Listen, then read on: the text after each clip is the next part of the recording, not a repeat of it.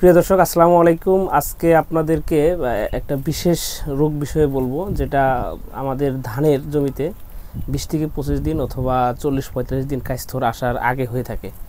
যদি কাইস্থর আসার আগে আপনার ধানের পাতা এরকম হলুদ হয়ে যায়, স্পেশালি এরকম, অর্থাৎ পাতাগুলা দুই সাইড দিয়ে হলুদ হওয়া শুরু করবে, ধীরে ধীরে মাঝখানের দিকে চাপবে, অথবা উপরের অংশটা অর্থাৎ একদম উপরের অংশটা হলুদ হয়ে যাবে বা বাদামি রং হবে, এই ধরনের সমস্যাটা যদি হয়, এটা মূলত একটা ছত্রাকজনিত রোগ। এটাকে বিএলবি, ব্যাকটেরিয়াল লিভ ব্লাইট বলে।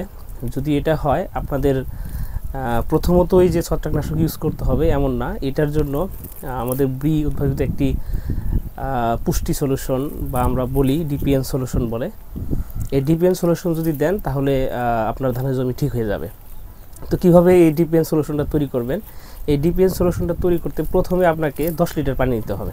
10 লিটার পানির ভিতরে আপনি 60 গ্রাম মিউরেট অফ পটাশ সার, লাল যে সারটা সেটা নেবেন, এবং তার সাথে আপনি 30 গ্রাম সালফার নেবেন। সেক্ষেত্রে আপনি থিওফিট বা 80% আছে সালফার আছে, এরকম যে কোনো কোম্পানির সালফার নিতে পারেন, এবং 3 গ্রাম চিলেটেড জিঙ্ক নেবেন।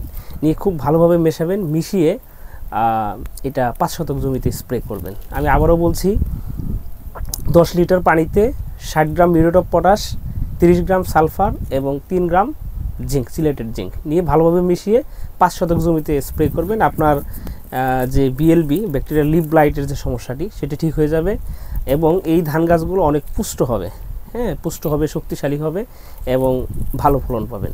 তবে এই মিশ্রণ বা এই স্প্রেটি আপনারা দুইবার করতে পারেন। একবার করতে পারেন ধানের ট্রান্সপ্লান্টিংয়ের পর 20 থেকে 25 দিনে, আরেকবার করতে পারেন কাইস্থর আসার আগে, অর্থাৎ 40 থেকে 50 দিনে। ধন্যবাদ সবাইকে।